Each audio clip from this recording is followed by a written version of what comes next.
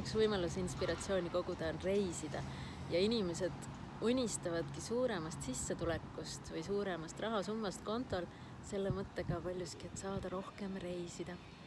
Meil on olnud õnne reisida päris palju oma elus. Päris mitmel kontinendil. Kus sina oled käinud, Tauri? Olen käinud väga palju USAs, siis läbi Euroopa, nii ratastel kui ka lennukiga ja Aasias. See viimane pikem reis Jaapanisse 2017 andis tunda, et mulle ikka see kiire lendamine ja nendel võistlustel ainult käimine ei sobi. Siis otsustasin, et kui ikka tahan nagu näha ja tunda seda riiki ja seda kohta, kus ma olen, siis tuleb rahulikult minna ja olla. Ja tollest ajast peale siis olengi otsustanud, et tahan elada sihukest rahulikumat elu ja reisidel kogeda mitte ainult siis võistlustel hüppamist ja inimesi, kes mind vaatab, vaid kogu seda ümbritsevat ka inimesi, kes seal elavad ja õppida rohkem tundma seda kultuuri. Kus oled sina reisinud? Ma olen ka Brasiiliast Austraaliani. Sa ka Brasiilias, ma tean.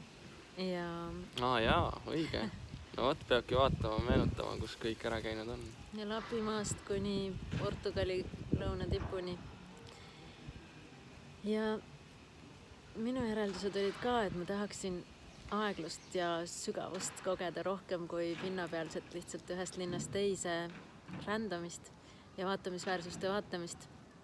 Avastasin, et ma linnades üldse eriti ei taha olla, vaid pigem rohkem neid maakohti näha ja seda ehedat elu ja ehedaid maitseid kogeda. Ja tihtipeale organiseerisingi oma reisid sedasi, et kas kellelegi külla sõites või siis niimoodi, et ostsin pileti ära näiteks Laoses esimeses hostellis üheks ööks ja siis edasi lihtsalt vaatasin, kuhu tee viis ja kuhu reisijuht viis ja kuhu inimesed soovitasid ja jäin täpselt nii pikaks sinna ühte peatuspunkti, kuni ma tundsin, et tahan edasi liikuda. Aga viimased aastad ei olegi enam eriti reisimist olnud ja... Jah, viimased aastad on peamiselt Eestis reisimist olnud. Ja... Kuidas see tundub? Tegelikult on täiega lahe olnud, et näha ka koduriiki ja tegelikult mõista, et seda inspiratsiooni saab igalt poolt, ka linnadest, kus me nii palju olla ei taha, aga praegu arvake ära, kus me oleme. Natuke vähe infot, et arvata, on ju. Ja. Kastani puu all. Kastani puu all, aga tegelikult oleme Tallinna vanima kiriku ees päevitame oktoobri lõpus. Ja Eestis on ka hästi tore. Lihtsalt ajul on aeg-ajalt vaja uusi visuaale. Ja näiteks, kui ma olen Haapsalus 10 aastat korraldanud festivale, siis iga kord, kui ma seal käin, siis ma kuidagi otsin krunti või otsin korterit või otsin majakest, vaatan, et vau, et siin küll tahaks, et oleks mingi selline suvekorter. Ehk siis Haapsalu on ülinunnu ja sinna me kutsume inspiratsiooni saama. 22 juuli Haapsalu linnuses inspiratsioonifestival. Täiega vinge rännak tuleb. Mitte mingi tavaline festival, mitte tavaline vabaõhukonverents, mitte midagi tavalist, vaid täiesti, mida ma ei kujuta ette, et kusagil üldse oleks tehtud.